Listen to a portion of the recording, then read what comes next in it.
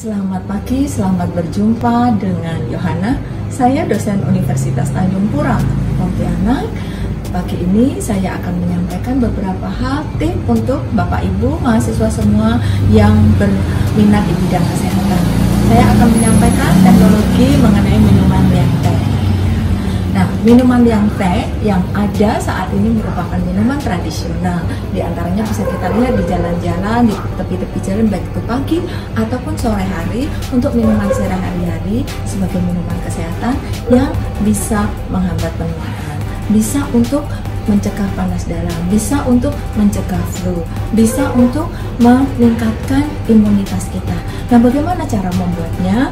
Bahan-bahannya itu dibedakan menjadi dua. Pada pagi ini, minuman liang teh yang saya buat merupakan hasil penelitian yang ada di Desain Pangan Fakultas Pertanian, di mana bahannya itu dibagi menjadi dua dan hasilnya nanti adalah berupa golden purple liang teh. Kenapa demikian? Karena liang teh yang dihasilkan itu adalah berwarna ungu keemasan, kaya antioksidan. Di dalam membuat liang teh kita bagi menjadi dua bagian, yaitu bahan teh dan bahan herbal. Pagi ini kita mengambil bahan herbal dulu ya untuk dibawa ke laboratorium. Yang pertama adalah bahan muci. Nah, tanaman muci ini ya merupakan tanaman yang menjadi penciri untuk minuman tradisional liang teh. Ini bisa memberikan warna kecoklatan. Nah, nama latinnya adalah Diclethera sinensis L. Nes. Saat ini biasanya tanaman ini digunakan untuk orang mencegah ginjal, ya, mencegah hati, ya, sirosis, kemudian mencegah penuaan dan bisa untuk obat anti flu. Tanaman yang kedua adalah merupakan tanaman kumis kucing ini. Nah, tanaman kumis kucing ini atau biasa disebut dengan Tradecantia aristatus, ya. Nah, ini tanamannya, ya. Kemudian bahan yang ketiga adalah orang biasa mengenal dengan nanas kerang atau Rhodes color, ya, ini.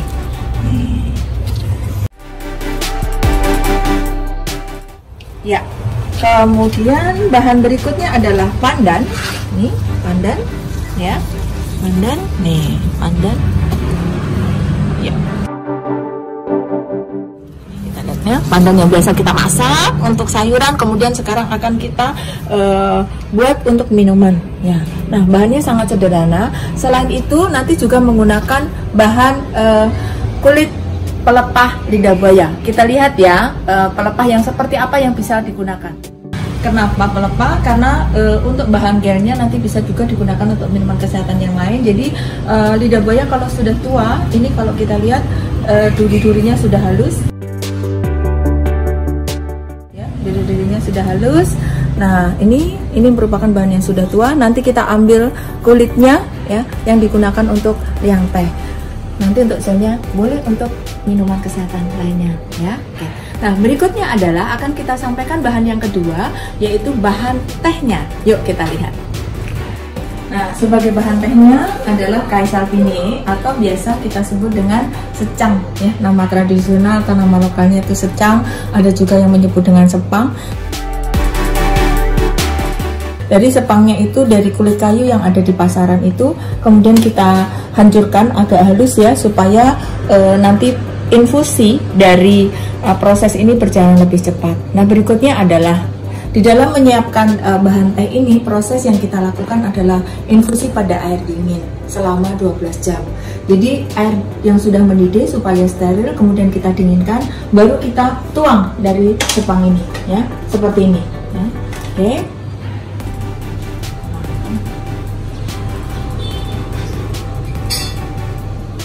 Oke.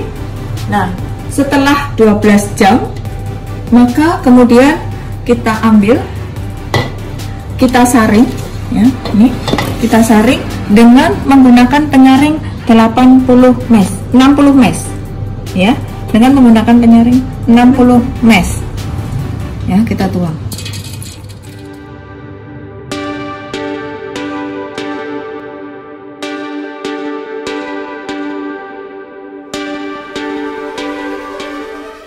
Nah, nanti hasil saringannya akan tampak warnanya adalah keemasan ya, ini warnanya keemasan.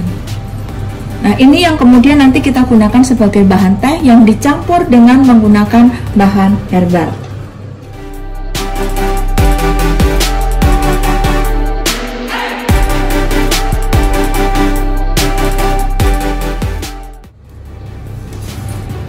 Nah, setelah mendapatkan bahan teh, maka nanti kemudian dilarutkan gula.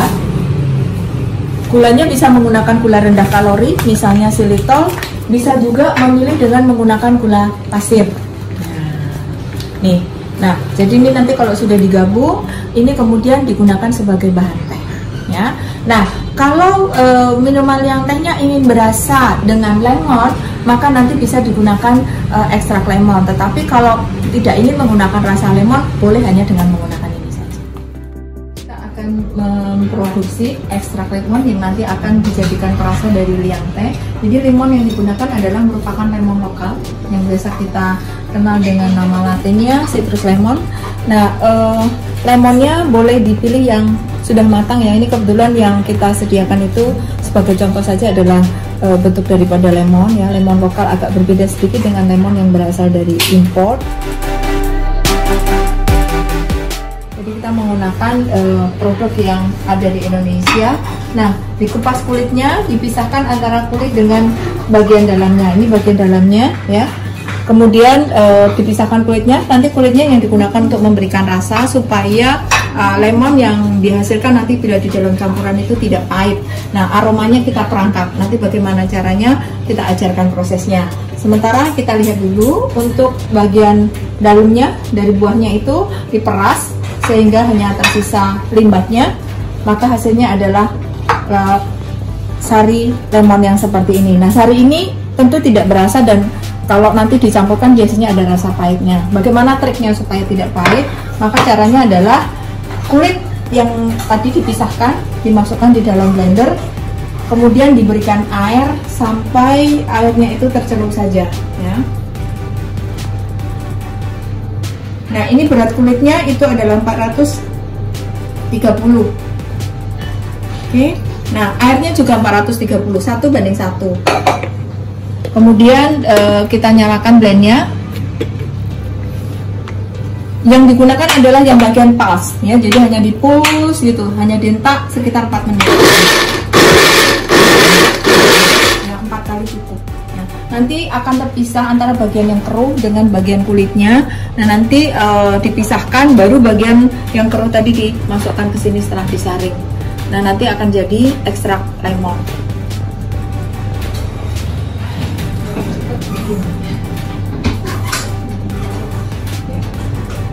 Oke, nah kalau sudah disaring maka hasilnya seperti ini.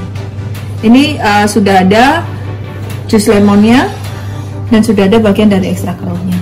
Ya, nah ini nanti yang dituangkan ke dalam liang teh Cordon Purple liang tea drink sehingga menghasilkan liang teh yang warnanya ungu keemasan. Demikian, gampang kan ya?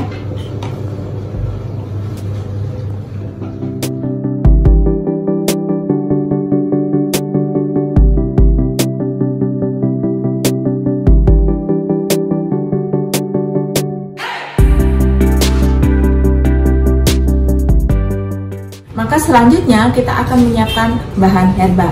Kita lihat ya bagaimana cara membuat. Selanjutnya kita ambil bahan herbal. Yang pertama adalah liang teh. Jadi sebenarnya liang teh ini kan bahan herbalnya kan yang ini yang biasa orang nyebut daun tanaman liang teh itu adalah nanas kerang atau biasa juga disebut dengan daun muje. Nah, daun muje ini kan merupakan herba atau bahasa latinnya Diplothera sinensis elmes. Yang bahan yang bagus itu adalah bahan yang dekat pucuk seperti ini. Ya, ini masih bagus. Di belakangnya juga bersih, tidak ada beberapa kontaminan yang patogen ya, walaupun bisa dilihat nanti di dalam analisis lab ya. Jadi bahannya yang bersih, yang tidak terkena penyakit ya. Pucuk sebenarnya lebih bagus, tetapi supaya tanaman itu tidak dipotong, maka sebenarnya kita kalau mucuk berarti kita memotong pucuk ya. Tetapi boleh juga kita memotong langsung dengan daunnya ya, sehingga tanamannya bisa tumbuh dengan baik ya. Tapi kalau kita mau menginginkan misalnya dalam jumlah besar, tentu saja memotong seperti ini akan tidak menguntungkan. Maka boleh kita memotong dengan satu dahan ya. Nah demikian. Nah ini boleh dipotong, kemudian kalau tanamannya sudah besar berarti potongannya bisa lebih panjang, baru kemudian kita sediakan sebagai bahan yang teh. Berikutnya adalah kita bisa mengambil kumis kucing. Nah ini kumis kucing yang sudah layak potong, ini tanamannya ya, seperti ini ya. Nah atau kita mau memotong dengan satu dahan langsung ya, satu dahan langsung nih ya. Oke. Demikian juga bahan berikutnya adalah ini salah satunya adalah pandan ya. Nah pandan kita boleh memotong saja secukupnya, boleh juga mengambil pucuknya. Nah berikutnya juga kita bisa mengambil nih, ini juga kita juga bisa mengambil banyak, kita juga bisa mengambil sedikit. Nah dengan cara seperti ini maka tanaman itu akan tetap berlangsung dengan baik, bisa sebagai tanaman rumah tangga atau bisa kemudian diproduksi secara besar-besaran ya. Nah selanjutnya tanaman itu bisa kita pisahkan antara batang dengan daunnya dan dicuci dengan bersih, kemudian ditiriskan supaya airnya itu tidak menempel lagi di dalam tanaman itu. Kurang lebih sekitar 2 jam untuk pembuatan 2000 gram per sekali buat ya. Oke, kita ikutin tahapan selanjutnya. Sekarang kita akan membuat bahan yang kedua yang disebut sebagai bahan herbal. Yang harus kita siapkan adalah air yang suhunya sudah dididihkan sampai 100, kemudian diturunkan sampai suhunya mendekati 60 ya. Oke. Ya, ini suhunya sudah 60 ya, tercapai, berarti kita bisa siapkan bahan sesuai dengan formulasi. Nah, bahan yang sudah kita siapkan yaitu tadi kalau kita lihat ini ada daun muje ya, kita masukkan daun mujenya, terus kemudian tulis kolornya kita masukkan, kemudian kumis kucing, kemudian pandan dan aloe vera bagian kulit pelepahnya. Nah kalau sudah semua tercampur, maka proses ini dilanjutkan dengan proses pemanasan dengan suhu maksimal 80 derajat selama 18 menit dengan proses ekstraksi. Nah nanti setelah proses ekstraksi baru kemudian dilanjutkan dengan proses pencampuran untuk menghasilkan golden yang teh. Dan ini kita siap pada proses pemasakan, yaitu untuk proses ekstraksi kita lihat berikut ini. Proses selanjutnya yaitu merupakan proses pemasakan yang merupakan proses ekstraksi. Nah, tujuannya apa proses ekstraksi ini? Tujuannya adalah untuk mengeluarkan senyawa-senyawa antioksidan dari ramuan yang ada pada daun herbal, sehingga nanti liang tehnya itu kaya akan antioksidan. Selain antioksidan, maka di sini juga mengandung vitamin C. Vitamin C ini sendiri akan berfungsi untuk pertahanan tubuh, demikian juga antioksidan yang ada di dalamnya. Kenapa bisa bersifat antioksidan? Karena di sini ada mengandung flavonoid, ada mengandung terpenoid, ada mengandung alkaloid yang kita tahu bahwa senyawa-senyawa ini telah terbukti berkemampuan sebagai aktivitas antioksidan. Nah inilah yang kenapa masyarakat selama ini memanfaatkan yang teh ini bisa digunakan sebagai pencegah penuaan. Demikian juga untuk mencegah penyakit degeneratif seperti darah tinggi, kemudian diabetes ya. Nah nanti tinggal gulanya aja kita gunakan gula yang mana. Kalau gula yang untuk yang penderita diabetes, maka kita menggunakan gula yang rendah kalori. Kalau kita yang masyarakat sehat, pakai aja sukrosa sehingga lebih murah. Bisa disiapkan di dapur setiap hari.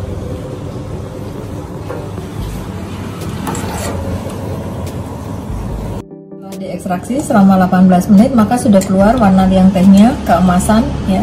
Nah, ini kita diamkan selama 2 jam, nanti baru kemudian disaring dan bahan herbalnya sudah siap ya. Oke. Maka kita bisa mulai lagi dengan bahan yang lain. Nah kita biarkan selama 2 jam. Kenapa? Supaya bahan yang belum diekstraksi masih diberi kesempatan pada inkubasi selanjutnya. Ini merupakan bahan herbal yang sudah kita inkubasi 2 jam ya. Kemudian kita saring dengan penyaring 60 mesh.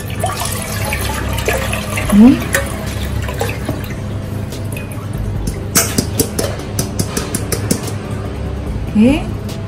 Nah, sehingga akan dihasilkan cairan yang sudah tidak ada herbalnya ya, demikian ya.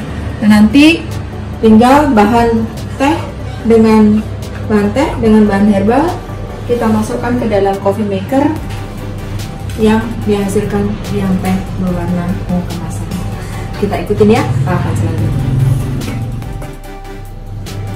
Setelah kita mendapatkan bahan herbal yang hasil ekstraksi ya, kemudian tahapan berikutnya adalah pencampuran untuk menghasilkan yang teh ya.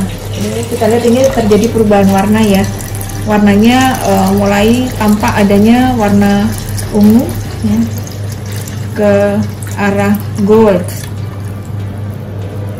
Oke.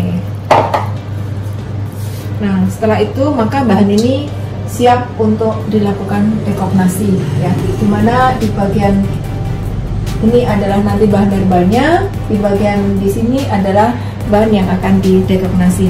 Kita lihat tahapan berikutnya. Setelah bahan teh dan bahan herbalnya jadi, maka kan kita campur ya. Nah, kita campur. Nah, ini hasil campurannya ya. Ini hasil campurannya, kemudian dari hasil campuran ini kita lakukan dekognasi. Kenapa harus didekognasi? Harapannya adalah supaya bahan-bahan yang belum terekstraksi dengan baik itu dapat terekstraksi dengan baik. Nah, bahan yang didekognasi itu kita kasih di dalam satu alat yang mirip dengan coffee maker ya.